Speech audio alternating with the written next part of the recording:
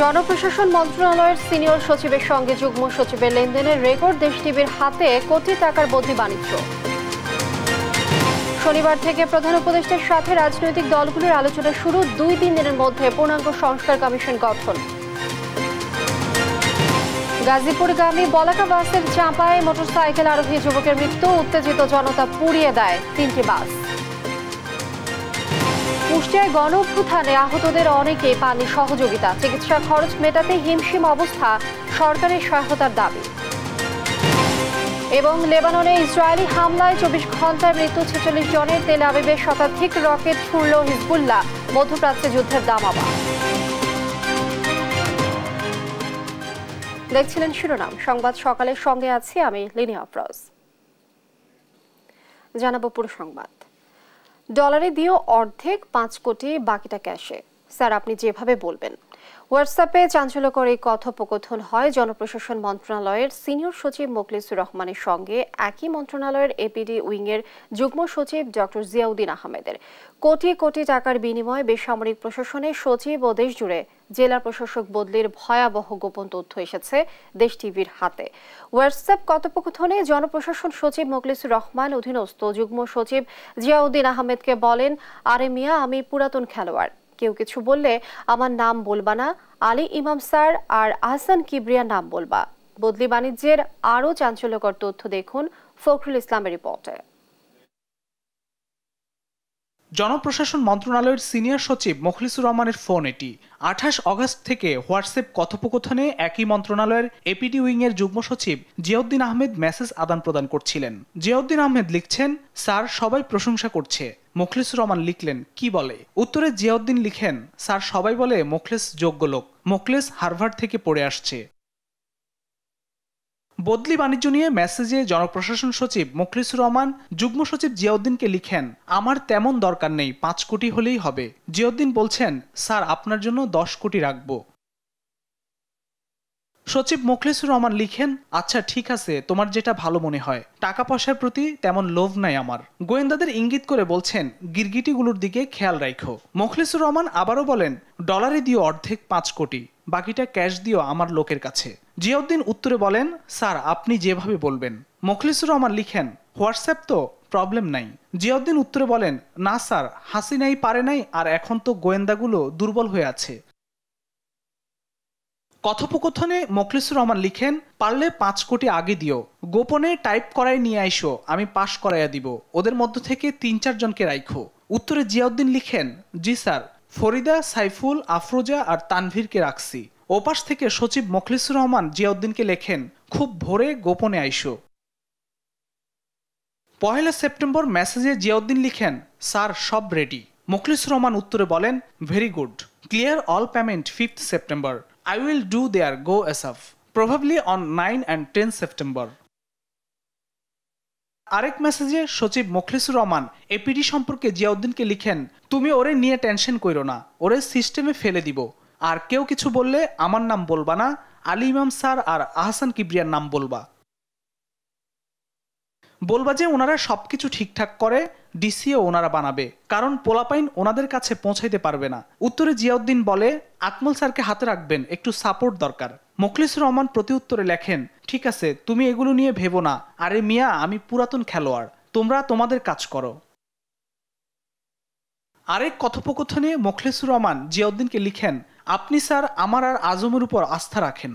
জিয়াউদ্দিন সচিব মোখলেসুর রহমানকে মেসেজে বলে, স্যার প্রতিবেশীরা 50-52টা চায়, ওদের এটা দিতে হবে, নইলে ঝামেলা হবে। ওরা 200 দিবে।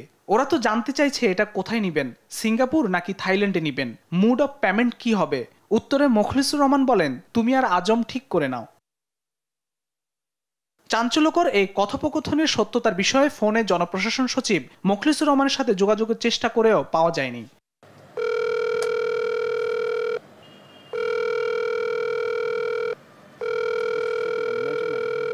অপরদিকে যুগ্ম সচিব জিয়াউদ্দিন আহমেদের কাছে ফোনে জানতে চাইলে তিনি মেসেজে সচিবের সঙ্গে কথা হয়নি বলে জানান। বিষয়টিকে এআই এর তৈরি বলে চাপা দেওয়ার চেষ্টা করেন। জিয়াউদ্দিন স্যার বলছেন, কি বলছেন? সচিবের সাথে আমাদের, আমি তো জয়েন্ট সেক্রেটারি, ওনার সাথে কথা হয় খুবই লিমিটেড, দেখাই হয় না। ভাই ভাই ভাই ভাই ভাই আর কথা বলবোই না। আমি জিয়াউদ্দিন আহমেদ কোনোদিন কোশ্চিন কালেও সচিবকে কোনো মেসেজ করিনি, SMS করিনি, হোয়াটসঅ্যাপ করিনি। আমি এটা আপনাকে রিকোয়েস্ট করছি, আপনি কালকে আসবেন অফিসে, এসে আমি আপনাকে সচিব স্যারের সাথে আমার হোয়াটসঅ্যাপ করে কথোপকথন হয় কিনা সেটা আমি দেখাবো। তবে সচিব মুখলিসুর রহমানের ফোনে সংরক্ষিত জিয়াউদ্দিনের যে নাম্বারটির মেসেজে ফোনে কথোপকথন হয়েছে, একই নম্বরে দেশ টিভিও কথা বলেছে জিয়াউদ্দিনের সঙ্গে। ফখরুল ইসলাম, দেশ টিভি, ঢাকা। আগামী শনিবার থেকে দেশের প্রধান রাজনৈতিক দলগুলোর সাথে আরেক দফা মত বিনিময় করবে অন্তর্বর্তী সরকার। বুধবার সন্ধ্যায় রাজধানী ফরেন সার্ভিস একাডেমিতে সংবাদ সম্মেলনে এ তথ্য জানান প্রধান উপদেষ্টার প্রেস সচিব শফিকুল আলম। বলেন, রাষ্ট্র সংস্কারে গঠিত কমিশনের কাজের অগ্রগতি ও চলমান আইন শৃঙ্খলা পরিস্থিতি সম্পর্কে রাজনৈতিক দলগুলোকে অবহিত করতেই এ মত বিনিময়ের আয়োজন। একে একটি চলমান প্রক্রিয়া বলে উল্লেখ করেন প্রেস সচিব। এর আগেও আরও 2 দফায় প্রধান উপদেষ্টা রাজনৈতিক দলগুলোর সঙ্গে মত বিনিময় সভা করেন।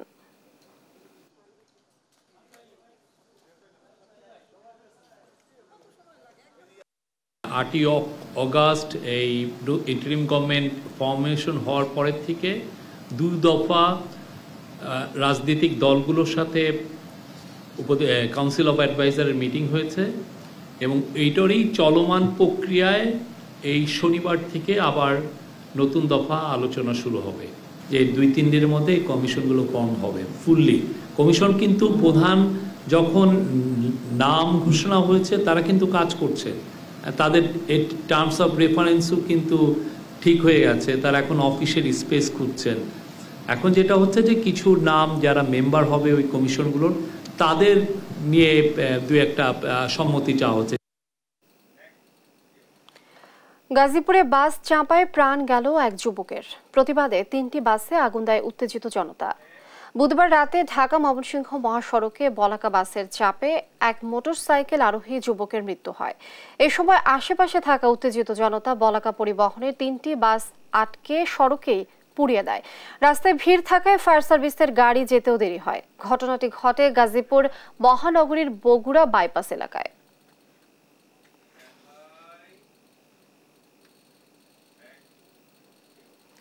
সরকারি চাকরিতে প্রবেশের বয়সসীমা 35 করার বিষয়ে যৌক্তিক সমাধানের আশ্বাস দিয়েছেন এই সংক্রান্ত কমিটির প্রধান আব্দুল মুইত চৌধুরী। জানান, চূড়ান্ত সিদ্ধান্ত নিতে প্রয়োজন আরও পর্যালোচনা। আর আন্দোলনকারীরা বলছেন, কমিটির প্রতিবেদনের আলোকে পরবর্তী পদক্ষেপ নেওয়া হবে। নাফিয়া ফারজানার প্রতিবেদন।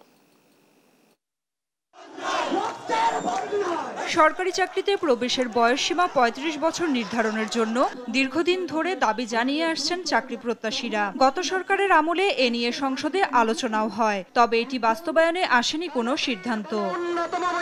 এমন প্রেক্ষাপটে চাকরিতে প্রবেশের বয়সসীমা 35 প্রত্যাশীদের সঙ্গে সচিবালয়ে বৈঠক করেন সরকারি চাকরিতে আবেদনের বয়সসীমা নির্ধারণে গঠিত কমিটির প্রধান আব্দুল মুইত চৌধুরী। বৈঠক শেষে কমিটির প্রধান আব্দুল মুইত চৌধুরী বলেন, সরকারি চাকরিতে প্রবেশের বয়সসীমা 35-এর দাবি যৌক্তিক। তিনি আরো বলেন, বয়সসীমা কত হবে সেটি আরো পর্যালোচনা করে পরবর্তীতে জানানো হবে।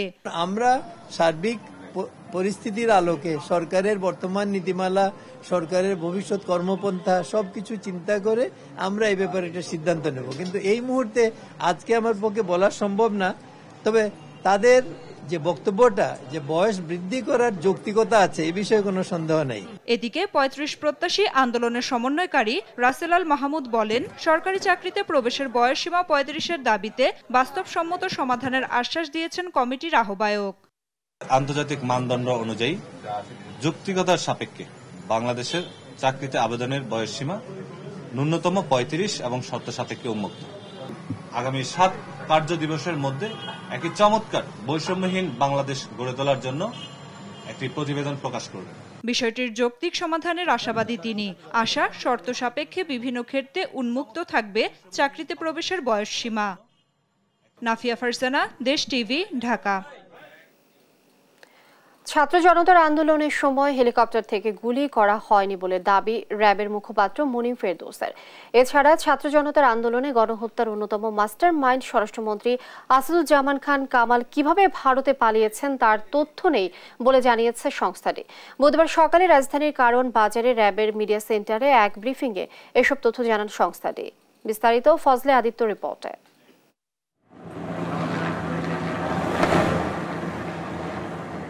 বৈষম্য বিরোধী ছাত্র আন্দোলনের সময় র্যাবের হেলিকপ্টার থেকে এভাবেই ছাত্র জনতার উপর হামলা করতে দেখা যায়।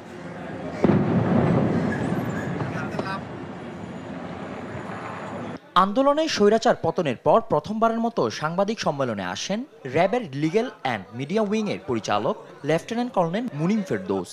দাবি করেন আন্দোলনের সময় হেলিকপ্টার থেকে টিয়ারশেল ও সাউন্ড গ্রেনেড নিক্ষেপ করা হয়েছে, গুলি নয়। আমরা হেলিকপ্টার থেকে শুধুমাত্র টিয়ারশেল এবং সাউন্ড গ্রেনেড নিক্ষেপ করেছি এবং এই বিষয়টিকে পর্যালোচনা করার জন্য আমাদের র্যাব হেডকোয়ার্টার থেকেও বিভিন্ন ধরনের কার্যক্রম গ্রহণ করা হয়েছে। তার মাধ্যমেই কিন্তু আমরা নিশ্চিত হয়ে আপনাদেরকে বলছি। এদিকে বৈষম্য বিরোধী ছাত্র আন্দোলনে তোপের মুখে দেশ পালায়ন করেন সাবেক প্রধানমন্ত্রী শেখ হাসিনা। তারপর থেকে গা ঢাকা দেয় আওয়ামী লীগ সরকারের শীর্ষ পর্যায়ের নেতারা। তারা কোথায় আছেন তা নিয়ে চলছে জল্পনা কল্পনা। এরই মাঝে আলোচনায় স্বরাষ্ট্রমন্ত্রী আসাদুজ্জামান খান কামাল, সাবেক সংসদ সদস্য অসীম কুমার উকিল, হাজী সেলিমের ছেলে সোলাইমান সেলিম। সামাজিক যোগাযোগ মাধ্যমে ছড়িয়ে পড়া একটি ভিডিওতে দেখা যায় তারা কলকাতার একটি পার্কে বসে গল্প করছেন। এ বিষয়ে সাংবাদিকদের প্রশ্নের জবাবে র্যাবের মুখপাত্র কোনো সদুত্তর দিতে পারেননি। এখানে উদাসীনতা বা গাফিলতি আমি এভাবে বলতে চাই না। আমি বলতে চাই যে আমাদের প্রতি যে দায়িত্ব ছিল, আমরা সেই দায়িত্বে বা আমাদের যে সামর্থ্য যতটুকু ছিল সেই সামর্থ্য সবটুকু দিয়ে আমরা চেষ্টা করে যাচ্ছি এবং আমাদের যে কর্মপরিধি সেই কর্মপরিধিতে আমাদের যতটুকু করা দরকার আমরা পুরোটাই করে যাচ্ছি। এছাড়া আসন্ন দুর্গাপূজায় যে কোনো ধরনের অনাকাঙ্ক্ষিত ঘটনা প্রতিরোধে বিশেষ ব্যবস্থা নেয়ার কথা জানান rapid action battalion. Fazle Aditya, দেশ টিভি, ঢাকা। কারফিউ জারি করে গণহত্যা চালানোয় এবার আওয়ামী লীগ সহ 14 দলের বিরুদ্ধে মানবতা বিরোধী অপরাধের বিচার চেয়ে অভিযোগ দায়ের হয়েছে আন্তর্জাতিক অপরাধ ট্রাইব্যুনালে।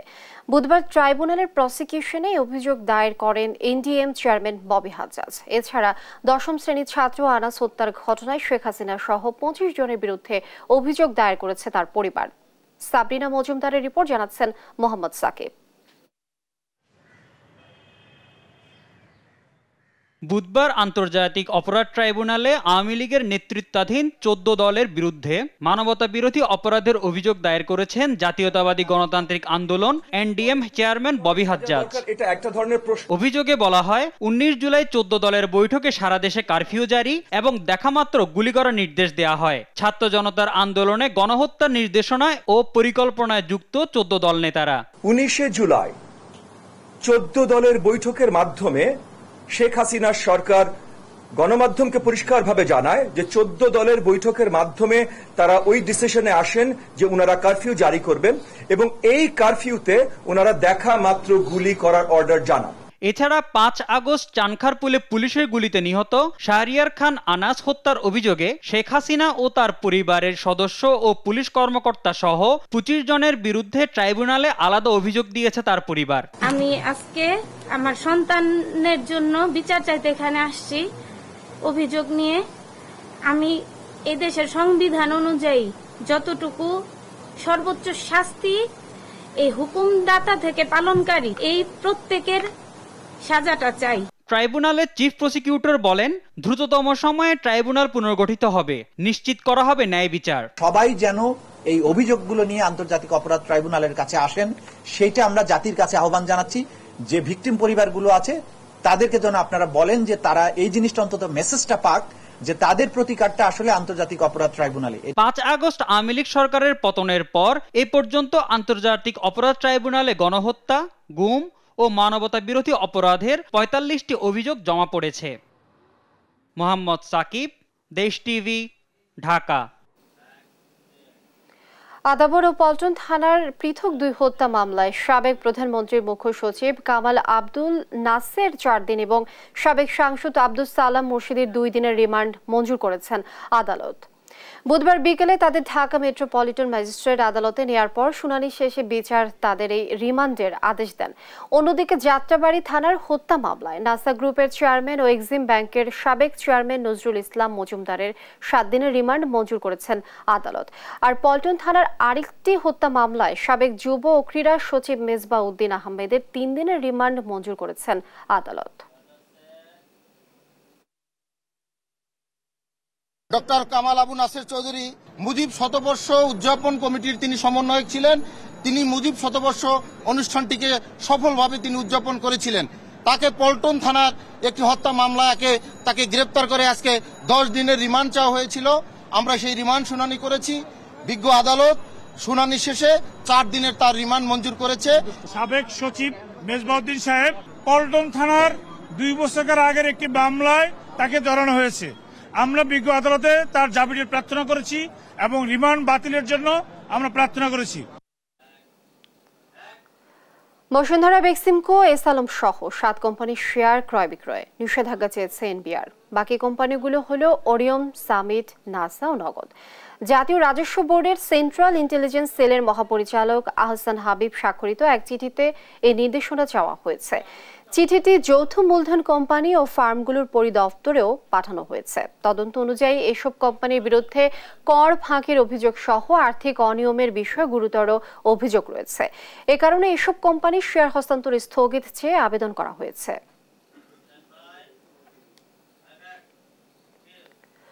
মুষলধারার বৃষ্টিতে নাকাল নগরবাসী, এখনো কাটেনি জলাবদ্ধতা। চলাচল করতে চরম ভোগান্তিতে অফিসগামীরা। এ নিয়ে দর্শক আরো জানবো। আমাদের সাথে যুক্ত হচ্ছেন রাজধানীর রাজারবাগ এলাকা থেকে সহকর্মী আলিমুজ্জামান সাফওয়ান। সাফওয়ান, সকাল থেকেই তো বৃষ্টি হচ্ছে, আপনি জানাবেন যে বৃষ্টি কমেছে কিনা, এখন কি পরিস্থিতি দেখছেন, আর জলাবদ্ধতা কমাতে কি উদ্যোগ নিল নতুন সরকার? জি ধন্যবাদ। গতকাল রাত থেকে কিন্তু ঢাকা শহরে মুষলধারে বৃষ্টি হচ্ছে এবং গতকাল রাতে কিছুটা বৃষ্টি কমলেও সকাল থেকে আবার বৃষ্টি শুরু হয়েছে। এই মুহূর্তে আমি রয়েছি রাজধানীর রাজারবাগ এলাকায়। আপনারা আমার পিছনে আসলে দেখতে পাচ্ছেন এখানে কিন্তু প্রচুর পরিমাণে পানি উঠেছে এবং জলাবদ্ধতা সৃষ্টি হয়েছে। সকাল থেকে আমরা রাজধানীর বিভিন্ন জায়গায় ঘুরে দেখেছি, যেমনটা আমরা দেখতে পেয়েছি যে যারা স্কুলগামী শিক্ষার্থী ছিল এবং অফিসগামী মানুষ ছিল তারা কিন্তু বেশ ভোগান্তির শিকার হয়েছে। এখানে কিন্তু আসলে রিক্সা এবং যে পাবলিক গণপরিবহন সেগুলো কিন্তু আসলে একটি অভাব রয়েছে। এই মুহূর্তে আমার পিছনে দেখতে পাচ্ছেন রাজারবাগে কিন্তু অনেক মানুষ যানবাহনের জন্য অপেক্ষা করছেন। তারা কিন্তু বিভিন্ন তাদের প্রয়োজনে বেরিয়েছেন, কিন্তু তাদের নির্দিষ্ট সময় তাদের গন্তব্যে পৌঁছাতে পারছেন না। এবং এইখানে যে জলবদ্ধতা সেটি আসলে অনেকদিন যাবত এই জলবদ্ধতা এটি আসলে কখনোই সুরাহা হয়নি। এই মুহূর্তে আমি একজন এলাকাবাসীর সাথে কথা বলতে চাই যে আপনাদের এই এলাকায় কতদিন যাবত এরকম জলাবদ্ধতা এবং আপনাদের কি কি সমস্যা হয়? জি আসসালামু আলাইকুম, আমার নাম মোহাম্মদ সুলতান খান। আমি এই এলাকায় আদি অস্থায়ী বাসিন্দা। দীর্ঘ 30 বছর ধরে আমি দেখতেছি যে সরকারই আসুক রাস্তা উঁচু করে, ড্রেনের কোনো সংস্কার করে না। আর ড্রেনের সংস্কার না করার কারণেই এই ময়লাটা জমে আপনার পানিবদ্ধতা হয়। বিশেষ করে আপনি তাকে দেখেন এই সামনে গাড়ি যাওয়ার পরই গাড়ি পড়ে যাচ্ছে। মেনহল যে চুরি হয়ে যাচ্ছে, মেনহলের ডাকনাগুলো যে কিনে তাকে বন্ধ করে দেন না। কিনাটা যে বিক্রি করে সে তো হিরোইন খায়, গাঁজা খায়, যাই খাক, কিন্তু যে কিনে নিতেছে তাকে ধরে না কেন পুলিশ? তাকে ধরলে কিন্তু সমস্যাটা অনেকটা সমাধান হয়ে যায়। আর আমাদের যে ড্রেনের সুগারেজ লাইনটা, রাস্তা উঁচা হচ্ছে, ড্রেন বড় হচ্ছে না। কিছুদিন পর সিঙ্গেল পাইপ দিতে আছে, একটু পর আরেকটু বড়, কিন্তু উঁচু করতেছে না সেই তুলনায়, রাস্তায় উঁচু হচ্ছে বেশি। জি, আমি আরেকজন এলাকাবাসীর সাথে কথা বলতে চাই। আপনি তো দীর্ঘদিন যাবত এই এলাকার বাসিন্দা, এখানে বসবাস করেন, কি কারণে মূলত এই জলবদ্ধতা কি মনে হয়? আসসালামু আলাইকুম, আমি নূর মোহাম্মদ মালত। এইখানে দীর্ঘদিন আমরা এখানে বসবাস করি। এখানে 30-40 বছর ধরে খুবই পানি জলাবদ্ধতা হয়ে থাকে। এখানে কোনো ড্রেনে কোনো সংস্কার হয় না।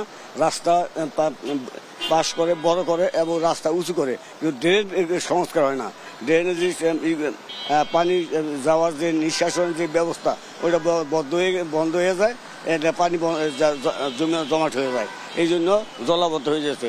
অনেক লোক এখানে আসছে যাওয়ার জন্য, পানির মধ্যে দাঁড়াই আছে। ইনশাল্লাহ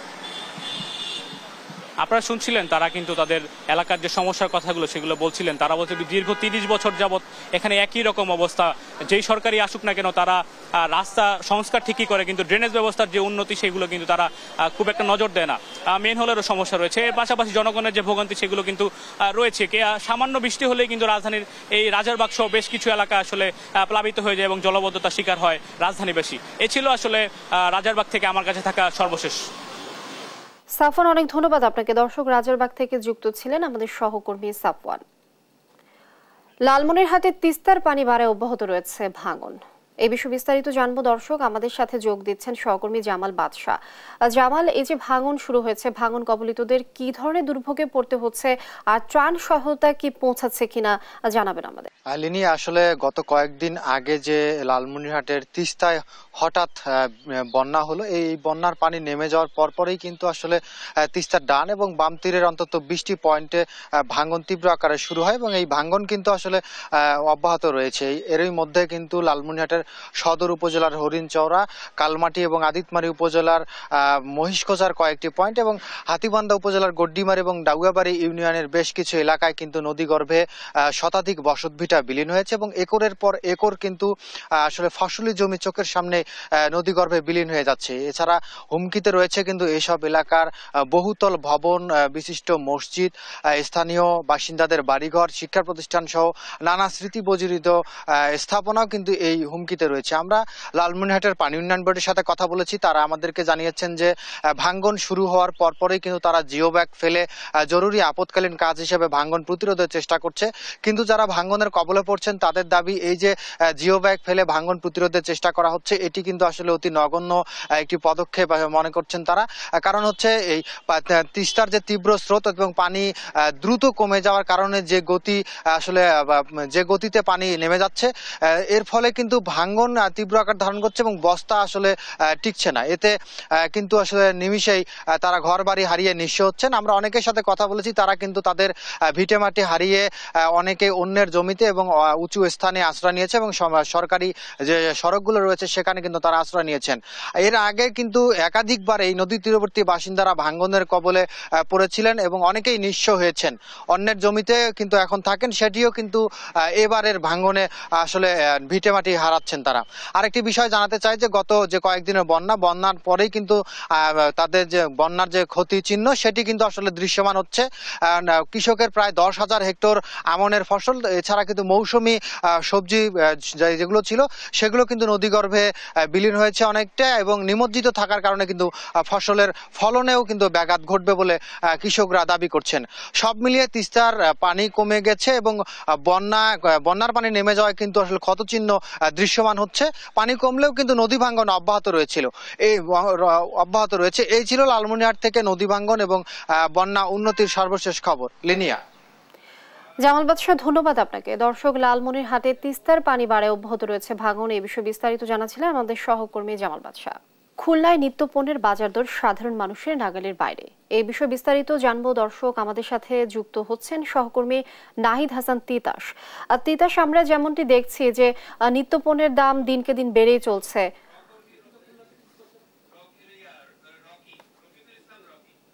আমাদের সাথে যোগ দিচ্ছেন রফিকুল ইসলাম রকি।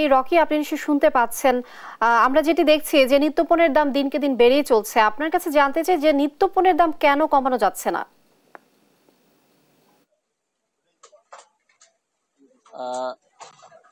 আমি একটু বলতে চাই যে আসলে খুলনায় নিত্য প্রয়োজনীয় যেই দ্রব্যমূল্যের দাম এগুলো আসলে নিয়ন্ত্রণ না করার পিছনে বেশ কয়েকটি কারণ কিন্তু আসলে আমরা জানতে পেরেছি।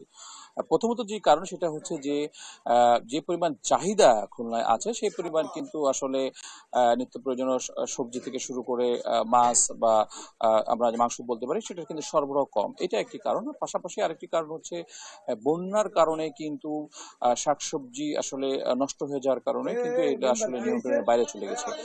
এবং একটু বলে রাখতে চাই যে যদি আমি পটল, ঢেঁড়স, লাউ এইসবের কিন্তু আসলে নিত্য প্রয়োজনীয় যেই দ্রব্যমান এগুলো কিন্তু 60 টাকা থেকে 70 টাকার ভিতর আছে। এটা কিন্তু আসলে খুবই অতিরিক্ত এবং এটা কিন্তু যদি আমরা 2 মাস আগে বলতে পারি তাহলে কিন্তু 40 থেকে 45 টাকার ভিতর এরা কেজিতে ছিল।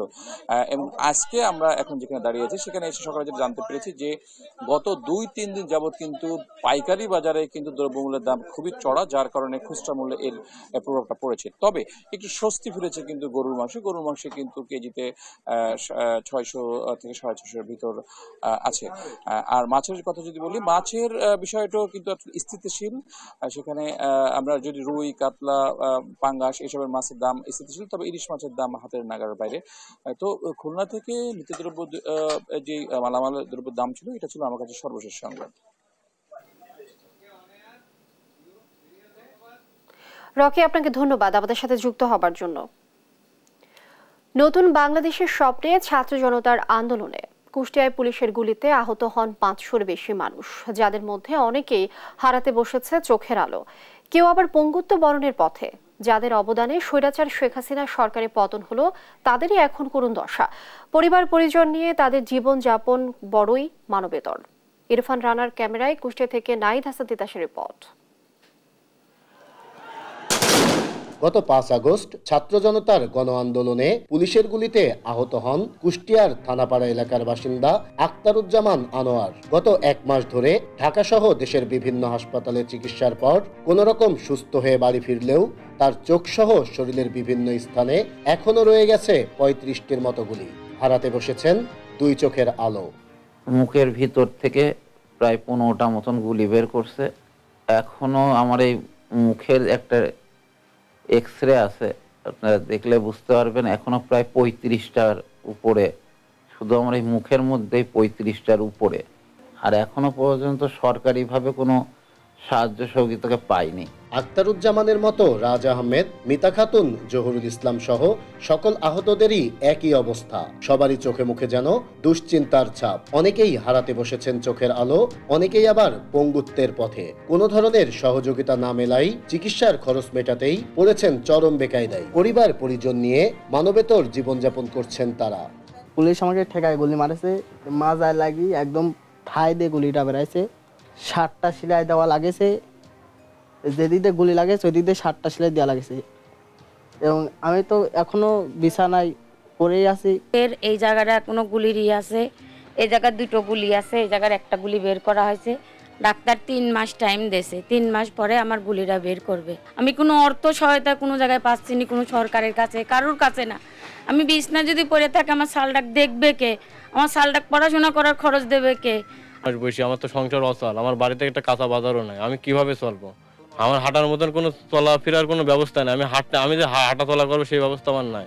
যাদের অবদানে স্বৈরাচার শেখ হাসিনা সরকারের পতন ঘটেছে তাদেরই এখন করুণ দশা। তাই নতুন সরকারের কাছে উন্নত চিকিৎসা ব্যবস্থা সহ সহযোগিতা চাই তারা। আমরা গুলি খাইছি, চোখে লাগছে, মাথায়, বুকে, মুখে, অনেক জায়গায়, কিন্তু এই গুলি করা আমাদের কেউ বাই করে দিচ্ছে না। অনেক বড় দাগ, হাসপাতালে যাইতে হবে আমাদের তো সেই অর্থ নয়, আমরা দিন মজুরি। ওই কাগজ নিয়ে যাওয়ার পর আমাদের সাথে কেউ দেখা করে না, খালি বলে হ্যাঁ আসবো, কিন্তু কেউ আমাদের সাথে দেখা করে না। ছাত্র জনতার গণ আন্দোলনে কুষ্টিয়ায় পুলিশের গুলিতে আহত হয় 500 জনের মতো, আর প্রাণ হারায় 9 জন। নাহিদ হাসান তিতাস, দেশ টিভি, কুষ্টিয়া।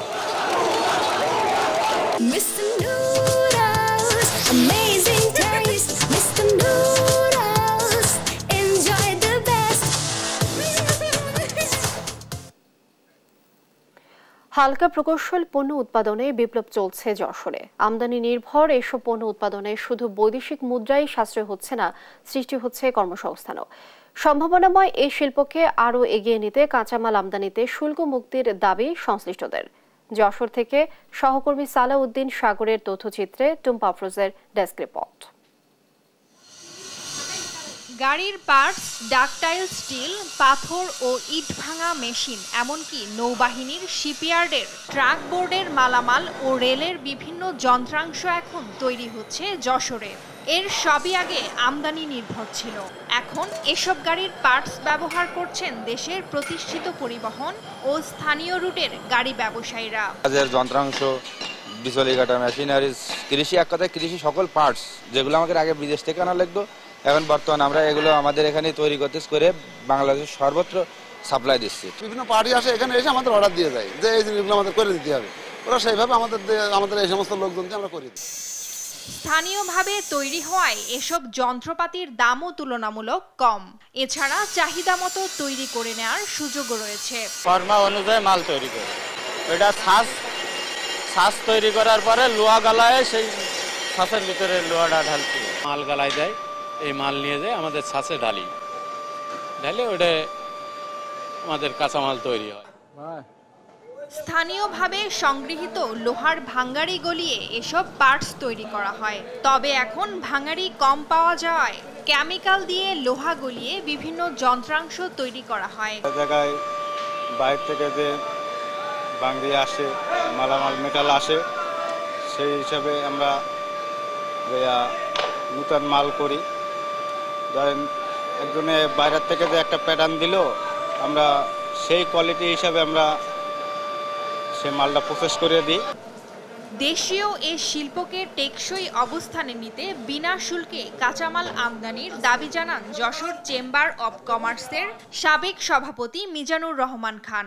যারা কৃষি যন্ত্রপাতি এবং অন্যান্য যন্ত্রপাতি উৎপাদনে যারা নিয়োজিত আছেন তাদের জন্য আমাদের প্রত্যাশা এবং দাবি সরকারের কাছে যে এই অঞ্চলের বিশেষ করে শিল্পগুলো টিকিয়ে রাখার জন্য এবং রপ্তানি বাণিজ্যে বিশেষ করে তাদের অংশগ্রহণ করার জন্য শিল্পের সুবিধায় বিনা শুল্কে শিল্পের কাঁচামাল আমদানির সুযোগ দেওয়ার জন্য জোর আবেদন জানাচ্ছে। তাহলে আমাদের এই ধরনের শিল্পগুলো অন্তত টেকসই জায়গায় অন্তত পৌঁছে যাবে এবং রপ্তানি বাজার আমরা গ্রহণ করতে পারবো। স্থানীয় চাহিদা মেটানোর পাশাপাশি উৎপাদিত যন্ত্রাংশ বিদেশে রপ্তানির ওপরও জোর দিচ্ছেন ব্যবসায়ীরা। নিউজ ডেস্ক, দেশ টিভি।